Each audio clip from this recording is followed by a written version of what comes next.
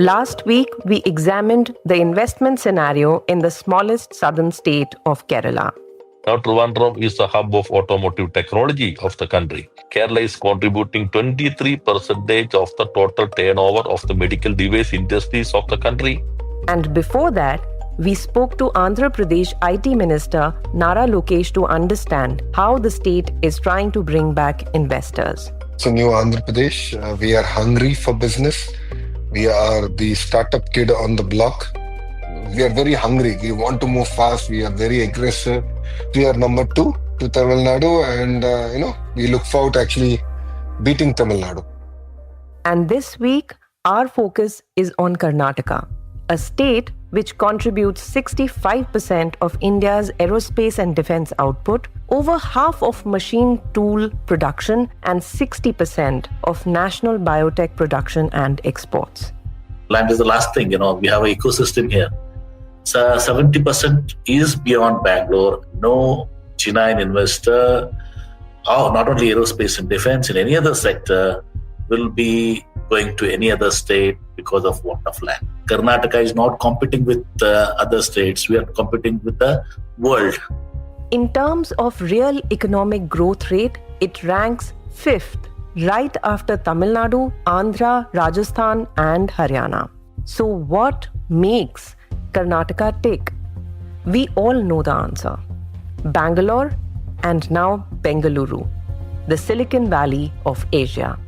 With the announcement of new computer and software policies in 1984 and economic liberalization of 1991, imports and exports of hardware and software in India were liberalized. This set the foundation for organizations like Wipro and Infosys to set up camp in Bangalore. Even before Hyderabad became Hyderabad, the growth story was flourishing in Bangalore. But this has its roots in the strong industrial legacy of the princely state of Mysore. Under the Vadiyar dynasty, the region saw mushrooming of industrial schools and other educational institutions. Even before independence, Mysore became the first Indian state to generate hydroelectric power in Asia. And Bangalore became the first Asian city to have streetlights, which were lit on August 5, 1905, 120 years back. It is Friday, the 8th of August, and we are back with our weekly series, South Capital. I'm your host, Nidhi Sharma, and you're listening to The Morning Brief.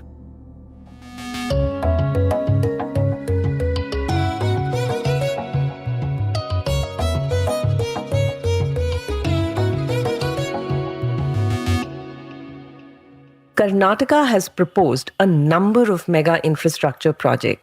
It is now decentralizing its development and trying to shift focus beyond Bengaluru. We have with us Karnataka's Large and Medium Industries Minister, Mr. M.B. Patil. Sir, welcome to the Morning Brief. Let's first begin with your key areas or sectors that you are focusing on. So, 3 strategic categories are A, GDP accelerators. The second one is employment generators. And the third one is innovation drivers. So if you take GDP accelerators, we have aerospace and defense, electronics, including semiconductors, core industries like steel, and capital goods. So again, when you come to the second B, employment generators such as textiles, consumer products, FMCG, auto, EV components, and electronics manufacturing services.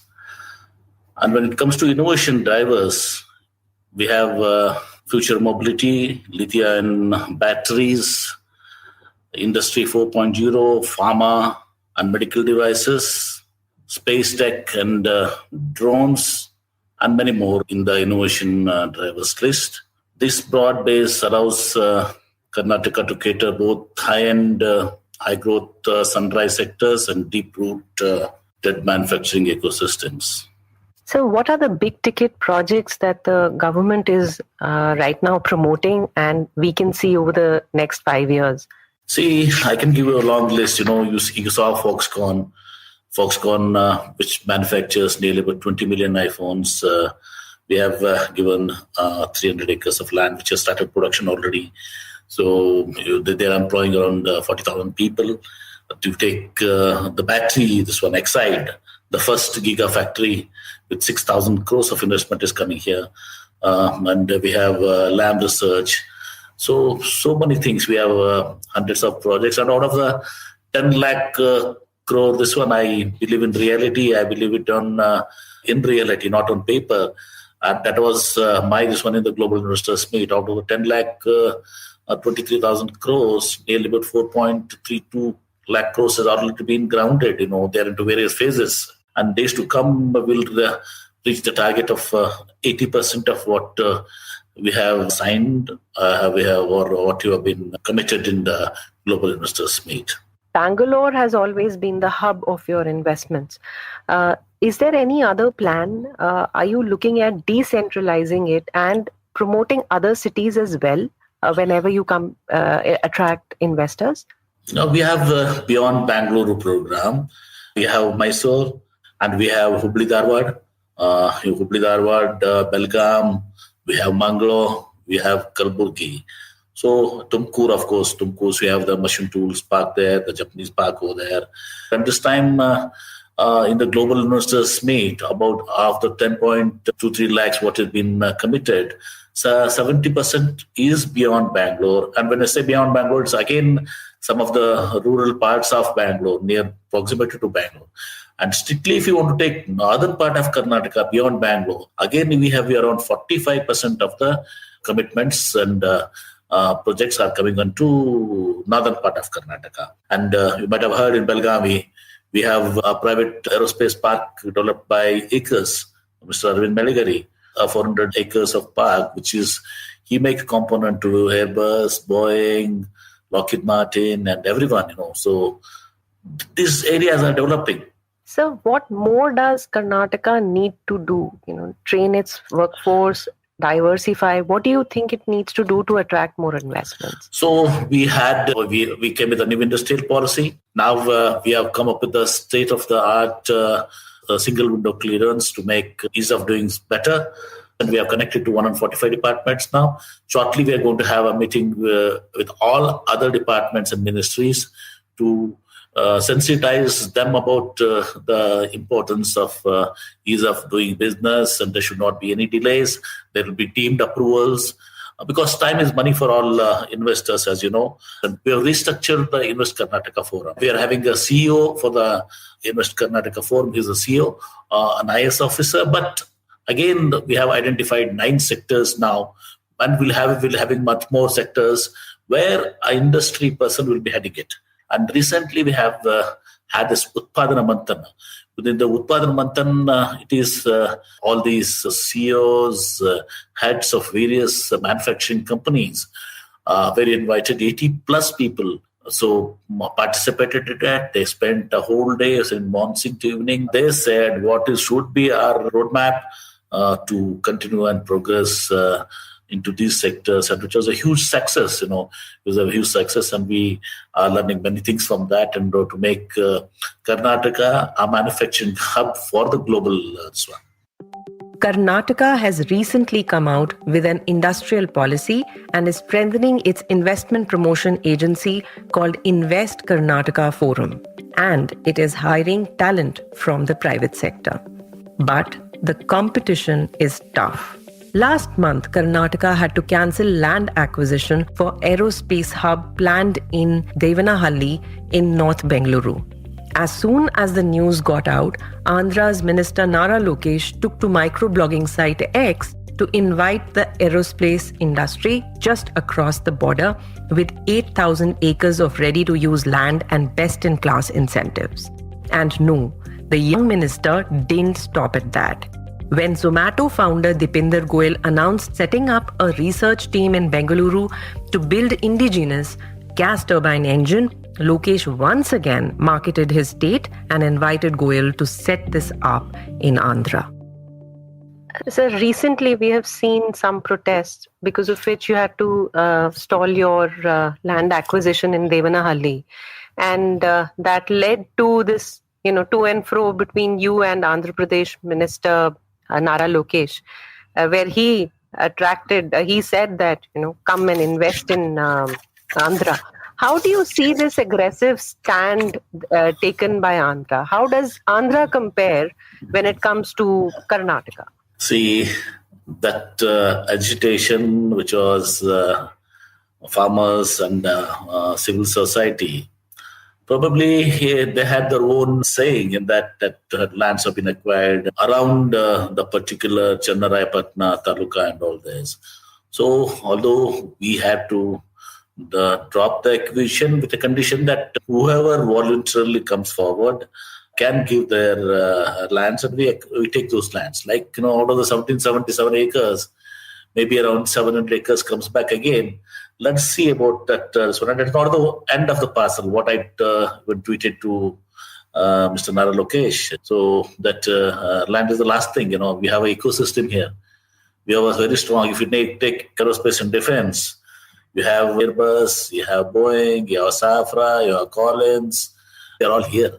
And this ecosystem cannot be replaced anywhere else. And we are going to further improve our share from 65% to much more higher. And when it comes to land, I'm telling you, we have many, many parcels. No genuine investor, not only aerospace and defense, in any other sector, will be going to any other state because of want of land. So in your opinion, whenever we talk about investments in southern states, in your opinion, why does Tamil Nadu lead in investments whenever we speak about investments? So what has it done right? Tamil Nadu has got its own ecosystem, industrial ecosystem, which was built strongly, particularly when you see automobile and EV. And we have to see the investment into a broader data back lens. So if you take the greenfield investments in the past 5 years, we rank to the top. And we rank second nationally also, ahead of Tamil Nadu in recent years. And when it comes to foreign direct investment also, we have outpaced Tamil Nadu. So Tamil Nadu has brownfield. With all due respect to another state, I should not talk about any other state that I don't believe, because Karnataka is not competing with other states. We are competing with the world. So there has been a sense among several southern states that the center has been redirecting investments to BJP-ruled states. What do you think about this? So it happened with us also, but of course we have many semiconductor niche companies, research and fab companies coming to Karnataka, like Lam Research, as I earlier said. But there are certain things when some groups, I don't want to mention, they came to Karnataka, they talked to us, they were eager to be here.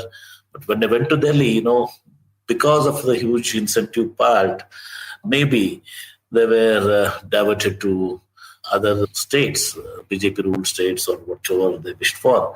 But this should not happen. So in days to come, I think this will be set right, because Karnataka is in India. So we cannot differentiate Karnataka or Tamil Nadu or any other state just because they are opposition-ruled states. We should consider on merit. So there is this intra-party wrangling that we keep hearing of within the Congress, and a tussle between your two stalwart leaders. Does it have an impact? What do you think? It has an impact on the investor sentiment? No. It does no. One thing, there is no rift, because the Congress party, in our party, its high command is supreme, and of course now the AICC president is none other than Mallikarjun Kharge ji, who is from our state. He knows in and out of the state, and so there's nothing rivalry. Okay, and more so, it has never come into industries department or any other department functioning. I get support from the chief minister also. I get support from the deputy chief minister also. So that doesn't have any bearing on the industry's part. Regional imbalances in Karnataka remain a big challenge. The income generated from industries is largely concentrated in a few districts in the state, especially Bengaluru urban. Of the total income generated from manufacturing in Karnataka, about 81% is generated from just 9 districts, while the remaining 19% is from 21 districts. As few districts in the state generate a major chunk of manufacturing income, this results in lopsided growth in the manufacturing sector of the state. We will keep an eye on how Karnataka addresses these challenges. This is all we have for you today.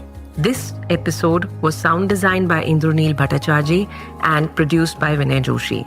Executive producers Anirban Chaudhary and Arijit Barman. Thank you for listening, and if you like this episode, do spread the word. All new episodes of the Morning Brief podcast drop every Tuesday, Thursday, and Friday on the streaming platform of your choice. Hope you enjoyed listening to this episode of South Capital. We'll bring you more next Friday. I'm your host Nidhi Sharma signing off. Have a great weekend.